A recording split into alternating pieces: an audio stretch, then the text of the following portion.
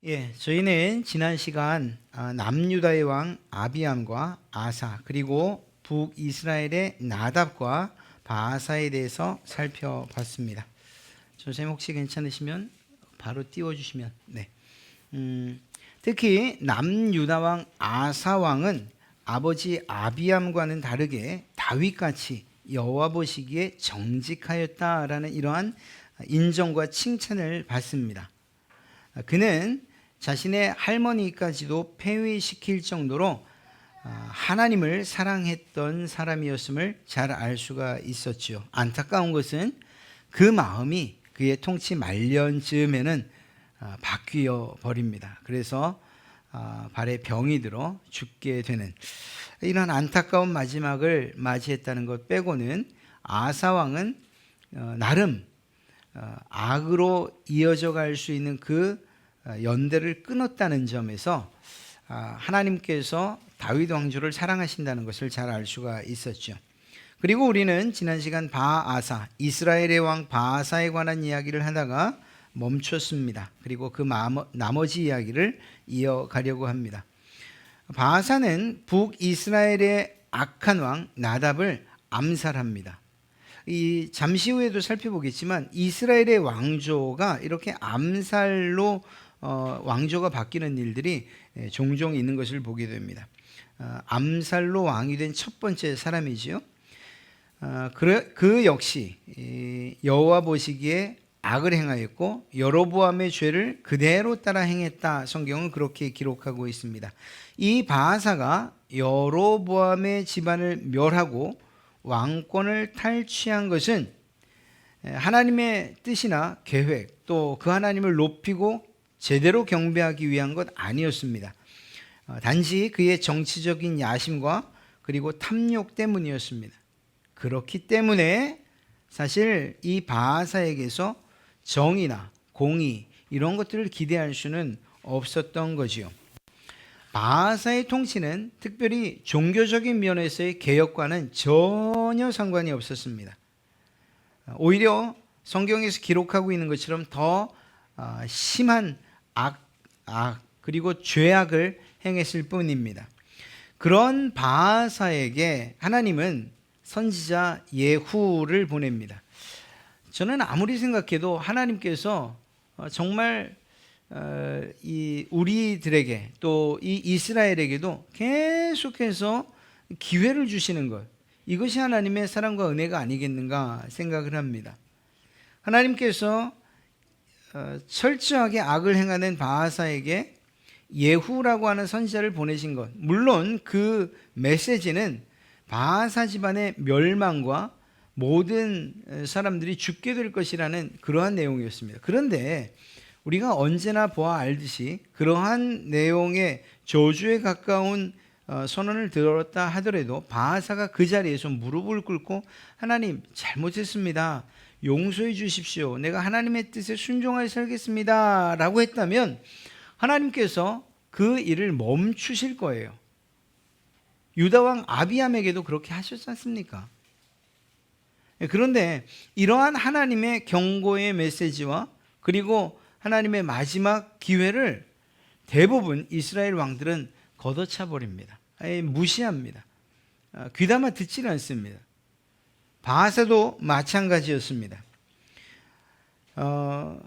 예후가 한 이야기가 무엇입니까? 바아사와 그의 가문을 여로보암의 집처럼 만드실 것이라고 그렇게 예언케 하신 거예요.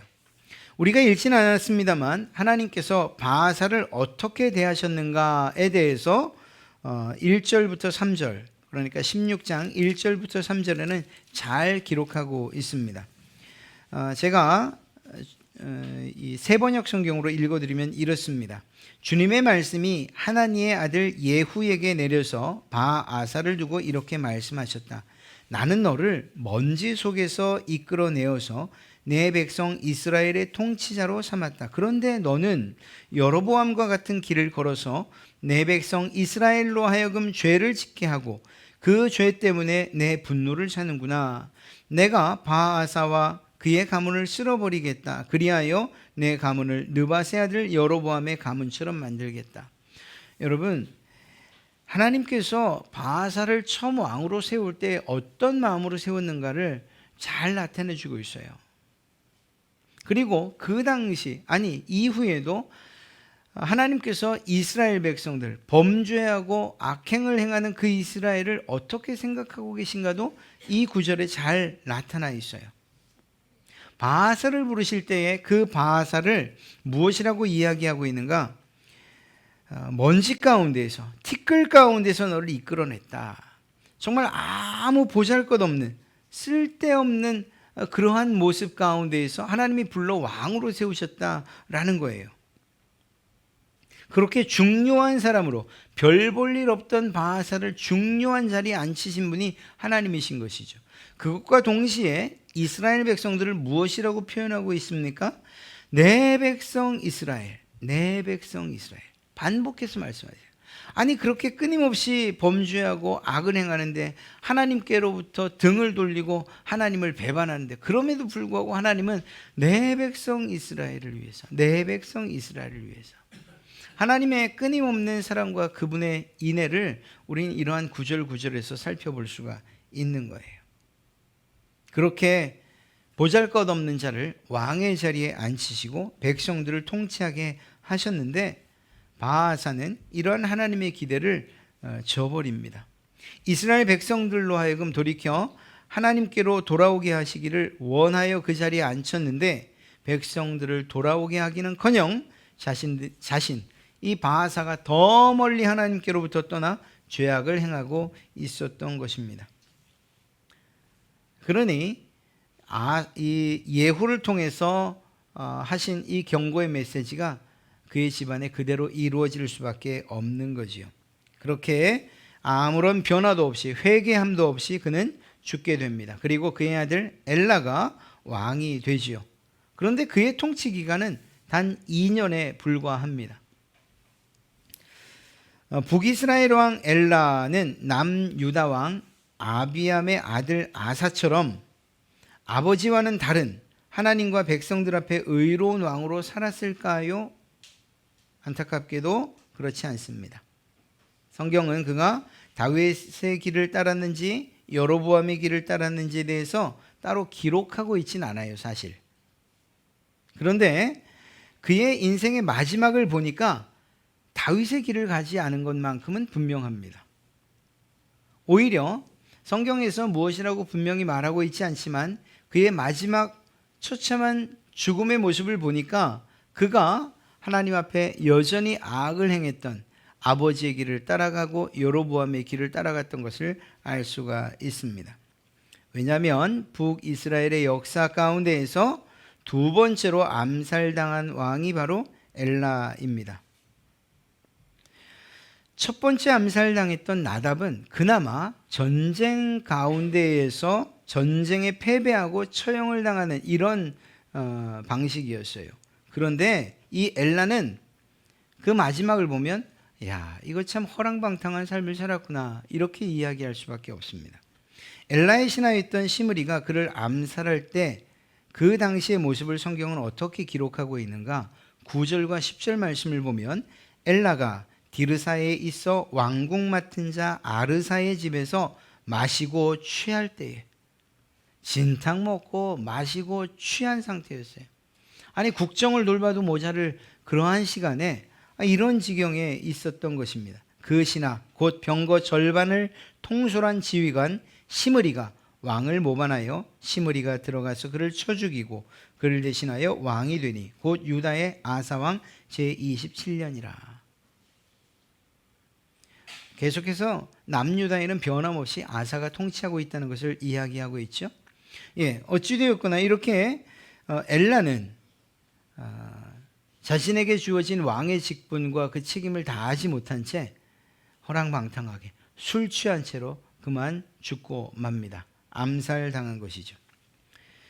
왕이 된 시므리가 엘라를 암살한 후에 그는 이 엘라의 가문, 즉 바아사의 가문의 모든 사람들을 다 죽입니다. 선지자 예후를 통해서 바아사에게 선포된 하나님의 말씀이 완전하게 성취된 것이죠. 여러분, 하나님의 말씀을 우리는 가벼이 여겨서는 안 돼요. 하나님의 말씀은 변함없는 말씀이고 영원하신 말씀이에요. 바꿔 말하면 영원토록 변함없이 반드시 이루어지는 말씀이라는 것입니다. 바하사의 집안도 바로 이러한 하나님의 말씀대로 이루어져 가는 것을 보게 됩니다. 그런데 이 일, 즉 바하사의 집안이 멸망당하는 이 일은 정말 눈 깜짝할 사이에 순식간에 이루어집니다. 왜냐하면 엘라를 죽이고 암살하고 왕이 된 이 시므리가 왕으로 있었던 기간이 단 7일밖에 되지 않기 때문이에요. 그러니까 7일 동안에 무엇을 했습니까? 이 사람이 한 일은 하나님의 말씀을 성취하는, 즉 바아사의 집안을 멸절시키는 이 일을 한 거예요. 그리고 7일 만에 결국은 자살합니다. 아니 무슨 왕들의 이야기를 지금 하고 있는데 이건 정말 드라마, 정말 막 가는 그러한 막장 드라마에서나 볼 수 있는 그러한 이야기들이 계속되고 있죠. 참 안타까운 일이 아닐 수가 없습니다. 이 시므리가 엘라를 암살할 당시에 이스라엘은 블레셋과 전쟁 중이었어요. 전쟁을 지휘하던 사람이 누구였는가 하면 오므리 장군입니다. 그런데 이 오므리가 싸움터에서 들은 소식이 무엇이죠? 그의 군사들과 함께 들은 소식이 이 시므리가 엘라를 죽이고 왕이 되었다라는 소식을 듣게 된 겁니다. 그렇게 되면 일반적으로 군대를 이끌고 와서 시므리 앞에 무릎을 꿇어야 되는 거죠. 그런데 그렇게 하지 않았어요. 그 군사들이, 전쟁터에 있는 군사들이 오므리 장군을 왕으로 추대한 것입니다. 이유는 아마도 오므리가 그만큼 능력이 있는 사람이 아니었겠는가, 리더십과 인기를 갖추고 있는 사람이 아니겠는가 이렇게 생각할 따름이죠. 어찌되었거나 오므리를 왕으로 추대한 군대가 기브돈 공격, 즉 블레셋과의 공격 싸움을 멈추고 즉시 시므리가 있는 디르사로 돌아옵니다. 전쟁터에서 자신들의 지휘관을 왕으로 추대한 군사들의 사기가 높을까요? 당연히 높지요. 그런데 반면 이 엘라를 죽이고 왕이 된 이 시므리는 자신을 도울 아무런 힘도 없었어요. 이게 정말 순차적으로, 그래서 확고한 왕권을 차지하려면 시므리가 군대를 먼저 장악하고 그리고 힘을 키운 다음에 그 다음에 엘라를 죽여야 되는데 자기도 알지 못하는 사이에 그냥 엉겹결에 계획되지 않은 이러한 암살을 하고 나니까 지지할 수 있는, 자신을 지지하는 사람들을 모을 수가 없었던 거죠. 시므리와 오므리의 싸움은 상대가 되지 않는 그러한 싸움이었습니다.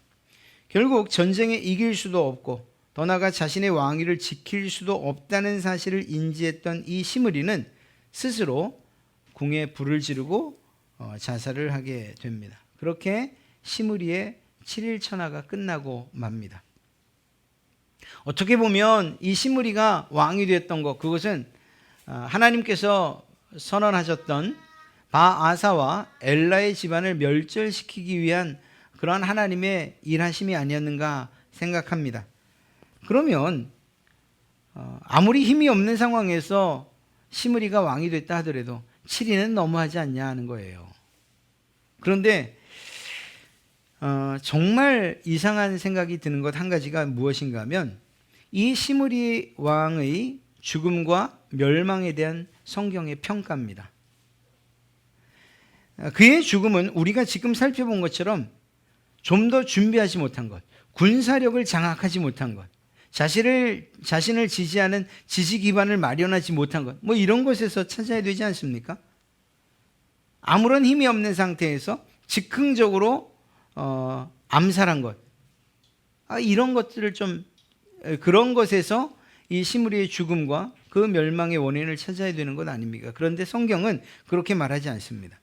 열왕기서 저자는 그의 비참한 종말의 이유를 이렇게 기록하고 있어요. 19절인데 그가 여호와 보시기에 악을 행하여 범죄하였기 때문이니라. 그가 여로보암의 길을 행하며 그가 이스라엘에게 죄를 범하게 한 그 죄 중에 행하였더라. 생각해 보십시오. 이해가 되십니까? 아니 7일 동안에 죄를 지면 얼마나 짓는다고.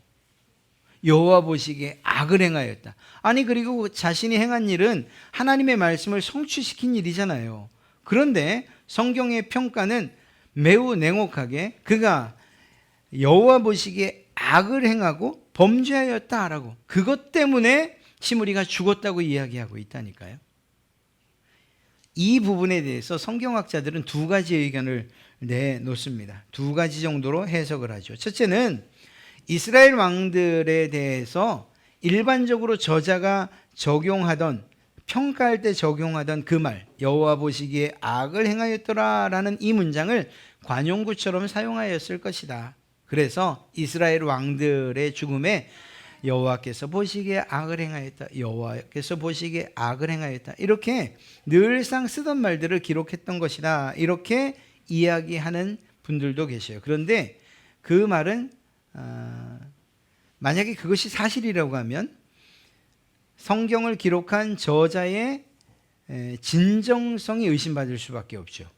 아니 아무한테나 이스라엘 왕들에게는 여호와 보시기에 악을 행하였다 그냥 다 붙여놓은 거예요. 어떤 내용으로 악을 행하였는지 이런 건 중요하지 않고 여호와 보시기에 악을 행하였다, 이스라엘 백성들에게는, 이스라엘의 왕들에게는 다 그렇게 평가를 한다? 그러면 다른 내용들까지도 사실이냐? 정말 맞냐? 이런 의심이 들 수밖에 없는 거죠. 그래서 이 첫 번째 의견은 조금 배제됩니다. 그러면 두 번째는 무엇인가 하면 시므리가 왕으로 있었던 이 7일뿐만 아니라 사실은 시므리의 전생에 그가 살아온 왕으로 세워져서 7일 동안 있다가 죽은 그때까지의 그의 삶을 살펴보면 하나님 앞에서 악을 행한 그러한 자의 삶을 살았다, 이렇게 이야기하는 것, 이것이 더 설득력이 있다는 거죠. 그러니까 그가 엘라를 암살한 일, 이것은 우국충정이나 나라를 위해서, 백성을 위해서 한 일이 아니었다라는 거죠. 하나님을 위해서 한 일은 더더군다나 아니라는 거예요. 엘라를 암살한 이 일은 그저 자신의 야망 때문이었다는 것이고 또 자기의 욕심 때문이었다는 거죠. 그리고 그의 삶을 살펴볼 때에 하나님이 보시기에 선하거나 다윗의 길을 따라 산 일이 없다라는 거예요. 비록 하나님의 손에 들려서 예후의 예언을 성취시키는 일을 하기는 했지만 그의 삶은 하나님 보시기에 악을 행한 그러한 사람이었다라고 하는 것을 이렇게 기록하고 있는 거죠. 결국 그에 대한 하나님의 평가는 여느 이스라엘의 왕들처럼 하나님 앞에 악을 행한 왕에 불과했다라는 사실을 이야기하고 있는 것입니다. 오늘은 굉장히 많은 이야기를 하고 있죠. 왕들의 이야기. 사실 7일 천하로 끝난 왕까지 포함되니 꽤 많은 것 같습니다. 자, 이제 시므리를 대신해서 왕이 된 오므리의 이야기를 하려고 합니다. 군사력으로 정권을 장악하고 왕으로 추대받았지만 그러나 그가 편안하게 왕이 되지는 않습니다. 오므리를 반대하는 다른 편, 디브니를 왕으로 추대하는 세력이 또 있었기 때문이에요. 오늘 말씀 21절과 22절인데 그때 이스라엘 백성이 둘로 나뉘어 그 절반은 기낫의 아들 디브니를 따라 그를 왕으로 삼으려 하고 그 절반은 오므리를 따랐더니 오므리를 따른 백성이 기낫의 아들 디브니를 따른 백성을 이긴지라 디브니가 죽음에 오므리가 왕이 되니라. 굉장히 속전속결로 이루어진 것 같죠. 두 절에 걸쳐서 기록되어 있으니까. 그러나 이 짧은 이 이야기는 실제로는 5년간 걸쳐 이루어진 일입니다. 그러니까 쉽게 이 디브니를 이길 수 없었어요. 5년 동안에 싸워서 결국 디브니를 물리친 것입니다. 이 내란이 5년 가까이 지속된 거죠. 자신들의 정치적인 야망과 이속을 챙기기 위해서 동족끼리의 내란도 불사했던 거예요. 북이스라엘의 그 처참한 모습, 그리고 백성보다는 자기 자신의 이속을 차리는 그러한 왕들의 모습을 볼 수가 있는 거죠. 그러니 이런 사람들이 어떻게 하나님을 위해서 일한다 이렇게 말할 수 있겠습니까? 오므리 왕에 대해서는 사실 한 가지 정도는 짚고 넘어가야 됩니다. 오므리에 대한 평가를 오늘 보면 혹독하기 이를 데 없지요. 해놓은 업적이라고는 사마리아 성을 지었다. 그리고 그보다 더 강조되는 것은 하나님 앞에서 악을 행했다라고 하는 그러한 평가예요. 그런데 일반 사가들, 일반 역사가들의 평가는 많이 달라요. 오므리 왕에 대해서 매우 후한 평가를 합니다. 이 아수르, 그러니까 아시리아의 공식적인 기록을 보면 당시 이스라엘을 오므리의 땅, 오므리의 집안 이렇게 표현하고 있어요. 그러니까 아수르에서 볼 때는 이스라엘의 오므리가 그 나라를 부강하게 그리고 힘있게 만들었다는 것을 의미하는 것이죠. 했던 성경에도 기록된 가장 큰 사업은 바로 사마리아 성을 건축하는 것입니다. 그곳으로 수도를 옮긴 거죠. 사마리아는 세겜이라는 곳에서 약 10km 정도 북서쪽에 위치했는데 다른 지역보다 대략 90m 정도 높은 지역이에요. 그러니까 그곳에 성을 쌓으면 방어하기도 쉽고 그리고 그 길목 자체가 전략적으로 요충지였기 때문에 그곳을 선점하는 것은 매우 중요한 의미가 있는 것입니다. 그 일을 누가 했는가? 바로 오므리가 합니다. 뿐만 아니라 주변 지역의 중심적인 곳이었고 군사적으로 상업적으로 아주 중요한 그러한 자리를 선점해서 그곳을 수도로 지었을 뿐만 아니라 그가 외교적으로도 힘을 키웁니다.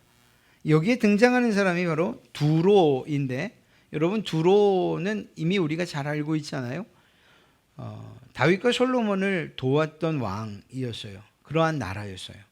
성전 건축에도 큰 도움을 줬던 그러한 나라입니다. 그런데 이 두로가 이제는 하나님을 배반하고 하나님을 반역하고 하나님을 대적하는 그러한 나라로 등장을 해요. 이 두로라고 하는 나라와 긴밀한 외교 관계를 유지하는데 그 방식이 정략 결혼이었습니다. 그래서 오므리의 아들인 아합과 두로 왕의 딸인 이세벨과 결혼하게 된 거죠. 이건 매우 정치적인 그러한 결혼이었어요. 오므리는 요단 동편의 남부 지역을 거의 장악하고 막대한 이익을 얻음과 동시에 자신의 힘을 과시하게 됩니다. 그러니까 성경에서의 평가만 아니라면 세상 사람들이 볼 때는 완전한 성공을 이룬 이스라엘을 든든하게 세워놓은 그런 왕이었다니까요. 능력 있는 왕, 위대한 왕이었습니다. 적어도 이스라엘 사람들과 그리고 역사를 평가하는 사람들, 하나님 없이 이러한 하나님 관점 없이 평가하는 사람들에게는 꽤 괜찮은 왕이었어요. 그런데 이런 여러 가지 업적에도 불구하고 성경의 저자는 25절 여호와 보시기에 악을 행하되 그 전에 모든 사람들보다 더욱 악하게 행하였다 이렇게 평가하고 있다니까요. 보는 관점에 따라서 전혀 다른 평가가 이루어지고 있는 것입니다. 사랑하는 성도 여러분, 우리도 하나의 삶을 살지만 그러나 우리를 보는 관점이 두 가지라는 사실을 인정해야 돼요. 그리고 우리는 이 두 가지의 관점 가운데 하나를 반드시 선택해야 됩니다. 왜냐하면 우리의 삶의 방향이 달라지기 때문인 것이죠. 우리가 만약에 세상적인 가치관과 관점을 가지고서 내 삶을 이끌어 가겠다라고 하면 오므리의 성공을 우리도 인정하고 그가 어떻게 성공했는가를 본받아야 돼요. 그러나 기독교적인 관점에서 그리고 그러한 눈을 가지고서 하나님께서 나를 바라보시는 그 관점 아래서 살겠다 하면 오므리의 성공에 대해서는 우리는 눈을 돌려야 돼요. 그것이 아니고 성경에서 하나님이 오므리를 어떻게 평가하고 있는가에 더 깊은 관심을 기울여야 된다는 것입니다. 여러분은 어떤 관점으로 어떤 가치관을 가지고 세상을 살아가시며 여러분의 삶을 평가하시겠습니까? 우리에게 중요한 것은 하나님의 평가 아니겠어요? 하나님 앞에서는 그날 그분이 제시하는 기준에 얼마나 알맞는 삶을 살았는가, 그것이 아니겠습니까? 세상에서 우리가 아무리 성공하고 돈을 많이 벌고 그래서 호의호식하고 모든 것들을 누리며 살고 부족한 것 없이 살고 명령하며 살고 그리고 또 내가 원하는 모든 것들을 다 얻을 수 있는 그러한 삶을 산다 칩시다. 아무리 훌륭한 성과와 성공을 이뤘다 하더라도 신앙적인 성과 그리고 종교적인 그러한 결과물이 더 중요하지 않겠냐는 거예요. 왜냐하면 우리는 하나님 앞에 설 사람들이니까 말이에요. 세상 사람들은 그것을 모르기 때문에, 자신의 마지막이 하나님 앞에 서는 그 순간이라는 것을 모르기 때문에 그렇게 속이면서 또는 악을 행하면서도 세상에서 성공을 하려고 하는 건 아니겠어요? 더 높아지려고, 더 많은 것들을 가지려고. 하나님과의 관계가 중요합니다. 하나님께서 하시는 평가, 그것이면 충분합니다. 사랑하는 성도 여러분, 오늘 말씀, 아직 한 명의 이야기를 더 해야 되지만 오늘의 말씀은 사실 악한 왕들에 대한 이야기뿐이에요. 그러나 우리는 이곳에서 이들의 삶과 이들에 대한 평가를 타산지석으로 삼을 수 있어야 돼요. 늘 좋은 모델만 우리가 따라가는 게 아니에요. 정말 악하고 그리고 따라가서는 안 될 모델들을 보면서 내가 저 길을 걷지 않으리라 다짐하는 이것도 매우 중요한 것입니다. 그렇게 볼 때에 오므리 왕조는 아합을 포함해서 세상에서는 성공했으나 하나님 앞에서는 철저하게 실패한 왕들이라는 사실을 우리는 바라볼 수 있어야 돼요. 그리고 그것을 우리의 삶에 적용할 수 있어야 돼요. 여러분의 이름이 정말 여느 사람들의 입에 오르내리고 그리고 기록이 남고 여러분을 존경한다고 그렇게 여러분의 죽음 이후에도 여러분들이 칭송받는 길을 걷는다 할지라도, 그럼에도 불구하고 그것이 하나님께서 기뻐하지 않는 길이라면 우리는 지금 멈춰 서야 된다는 거예요. 그리고 그 하나님의 평가가 어떨 것인가, 그 평가의 기준이 무엇일까를 생각해낼 수 있는, 그리고 그것을 따라 살 수 있는 지혜가 여러분과 저에게 있기를 주님의 이름으로 축복합니다. 오므리 왕조는 오므리가 죽은 이후에 그의 아들 아합을 통해서 이어져 갑니다. 아합은 사마리아에서 22년간을 통치하죠. 아합 역시 아버지 오므리처럼 군사적으로나 정치적으로나 외교적으로 나름 능력을 갖춘 왕이었습니다. 그런데 마찬가지로 성경의 저자는 이런 것들에 전혀 관심을 기울이지 않습니다. 유일한 관심사는 아합이 어떻게 하나님을 대적했는가, 그의 종교 생활에 모든 관점을 맞추고 초점을 맞추고 있습니다. 앞서 말씀드린 것처럼 하나님이 무엇을 중요하게 보시는가 하는 것을 우리는 아합의 이야기를 통해서 잘 알 수 있습니다. 그런 점에서 아합은 아버지 오므리보다 더 심각한 평가를 받지요. 30절 말씀, 31절, 33절 이어서 정말 악평을 받습니다. 30절에 오므리의 아들 아합이 그 이전의 모든 사람보다 여호와 보시기에 악을 더욱 행하여, 31절에는 느밧의 아들 여로보암의 죄를 따라 행하는 것을 오히려 가볍게 여기며 여로보암보다 더 악한 죄를 저질렀다는 거죠. 33절, 그는 그 이전의 이스라엘의 모든 왕보다 심히 이스라엘 하나님 여호와를 노하시게 하였더라. 연속해서 아합에 대한 악평이 이어지고 있어요. 3번에 걸쳐서 아합의 부패와 악함을 기록하고 있다는 것입니다. 무엇보다 아합의 악함에 대한 이야기는 이것으로 끝나지 않습니다.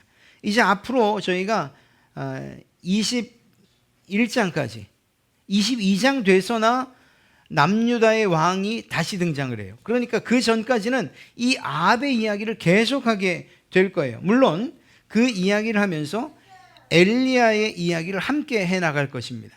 그래서 하나님이 어떻게 그 아합의 집안을 멸망시키시고 또 그리고 하나님의 뜻을 이루시는지를 함께 이야기하게 될 거예요.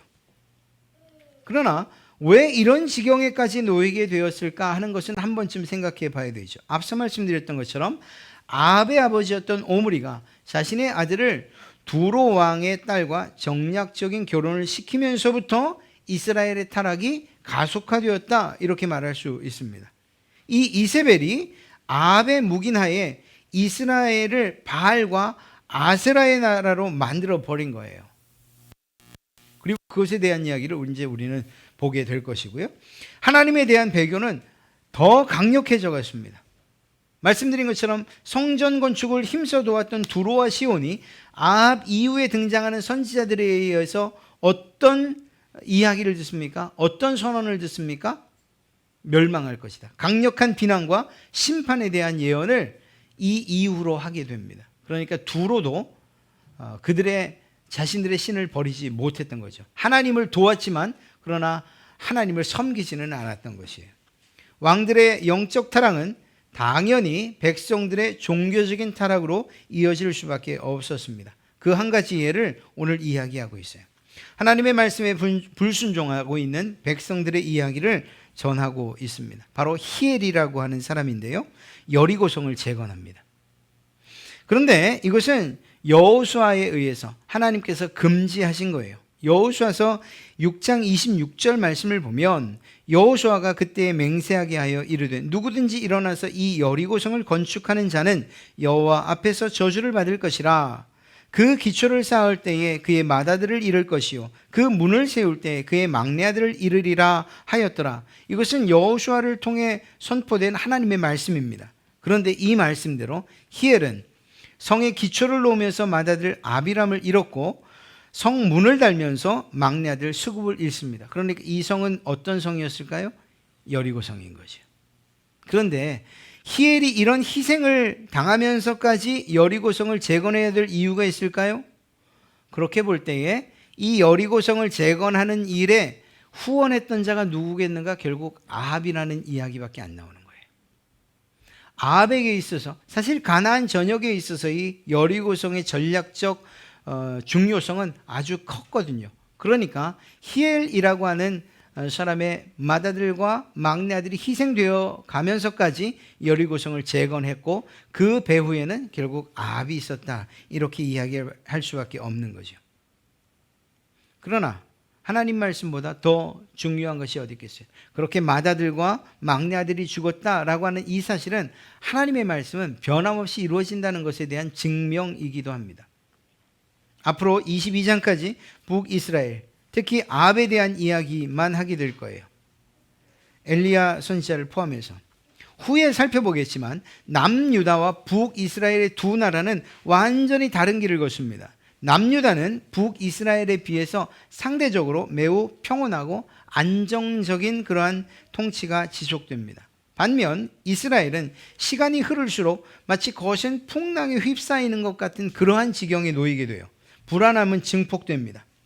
유다는 하나의 왕조, 다윗의 왕조가 계속 이어서 통치를 하게 됩니다. 물론 위기의 상황도 있지만 그러나 하나님께서 다윗에게 약속하신 약속대로 다윗의 왕조를 계속 이어가게 하십니다. 그런데 이것에 비해서 이스라엘의 경우는 전체적으로 보면 210년 동안에 9개의 왕조가 바뀌어요. 9개의 왕조가. 그리고 그때 이 210년 동안 통치한 왕의 인원이 총 20명입니다.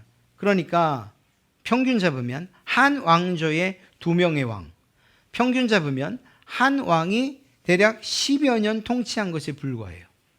이것은 남유다와 비교해보면 아주 큰 차이예요. 정말 악의 연대기라고밖에 말할 수 없어요. 북이스라엘의 역사, 왕들의 역사를 보면. 그럼에도 불구하고 하나님은 끝까지 그들을 포기하지 않으신다니까요. 거절하는 것은 이스라엘 왕과 백성들이에요. 끝까지. 그러다가 결국 아시리아의 멸망을 당하게 되죠. 이러한 남유다와 북이스라엘의 차이는 결국 하나님과의 관계, 그분에 대한 왕들의 태도와 깊이 관련되어 있는 것을 보게 됩니다. 말씀드린 것처럼 남유다 왕도 타락의 모습을 보여요. 그러나 멸망하는 이스라엘과 다른 점이 있다면 그 시기, 즉 타락의 시기 때마다 하나님 앞에 바로 서려는 개혁적인 왕들이 계속 등장을 해요. 남유다에는. 북이스라엘은 그렇지 않아요. 하나님의 경고가 계속됨에도 불구하고 하나님의 그 경고를 무시한 채 계속 타락의 길을 걸어가게 되죠. 이 두 왕국의 차이는 끝에 가서는 가까워질 수 없을 만큼 멀어져 있는 것을 보게 됩니다. 소망이 없다 이렇게 볼 수밖에 없는 거죠. 제가 딱히 우리는 이렇게 살아야 됩니다, 저렇게 살아야 됩니다 라고 말씀드리진 않았지만, 그러나 이 왕들의 이야기, 이스라엘의 왕들의 이야기를 살피면서 우리가 어떤 길을 선택해야 될지, 어떤 관점과 어떤 가치관을 가지고 세상을 살아야 될지에 대해서 이미 여러분들께서 다 깨달으셨으리라, 마음에 새기셨으리라 생각됩니다. 우리의 관점과 우리의 관심은 하나님 그분이셔야 돼요. 세상에서 어떻게 성공하는가, 그거 정말 그렇게 중요한 건 아니에요. 내가 예측하지 못한 상황에서 죽는 일들, 이 세상을 마감하는 일들이 얼마나 많습니까? 아니, 모든 것들을 얻었다 하더라도 그것이 정말 내 마지막 죽음의 순간까지 내 손 안에 잡혀져 있는 걸 한번 생각해 보세요. 늘 말씀드리지만 우리가 죽음이라고 하는 그 문을 열고 다음 세계로 들어갈 때에 이 세상에서 가지고 갈 수 있는 것이 단 한 가지나 있는가 생각해 보세요. 돈도, 명예도, 권력도, 자식도, 그 어떤 것도 다 이 세상, 저 세상 밖에 놓고 들어가야 되는 거예요. 그렇게 본다면 하나님께서 우리를 평가하실 때에 결국 우리 안에 있는 하나님을 향한 그 신앙과 그리고 그 믿음과 그분에 대한 사랑, 즉 하나님의 관점으로 볼 수밖에 없는 것들, 그것만으로 우리를 판단하실 것이라니까요. 그렇다면 우리가 지혜롭다면 이 세상을 살아가는 지금 하나님의 관점을 가지고서 내가 살아갈 방향들을 정하는 거예요.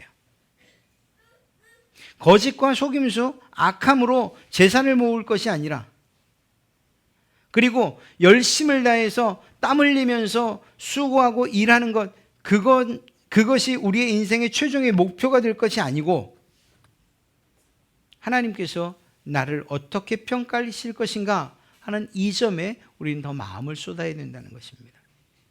세상 일이 중요하지 않다는 게 아니에요. 여러분, 역으로 생각하면 여러분이 하나님께 충성하고 하나님의 말씀에 따라 살 때에 하나님께서 복으로 여러분에게 부어주시는 것, 그것은 왜 생각을 못 하시냐는 거예요. 내 힘으로 열심을 다해 살면서 그러면서 악을 행하는 그것보다 하나님의 뜻에 순종하면서 때로는 악한 일과 거짓된 일들을 거절하기도 하고 단호히 배격하기도 하면서 하나님의 뜻을 따라 살 때에 하나님이 부어주시는 그 복에 대해서는 왜 인정을 안 하고 만족하지 못하냐 하는 거예요. 오늘 말씀을 생각하시면서 여러분들의 삶의 방향들이 제대로 설정되고 결정되면 좋겠습니다. 내 기준이 아니고 하나님의 기준, 내 눈과 내 관점이 아니고 하나님의 눈과 관점으로 세상을 바라보시고 하나님께서 주시는 지혜로 이 세상을 능히 이기고 승리하며 살아가시는 그러한 여러분 되시기를 주님의 이름으로 축복합니다.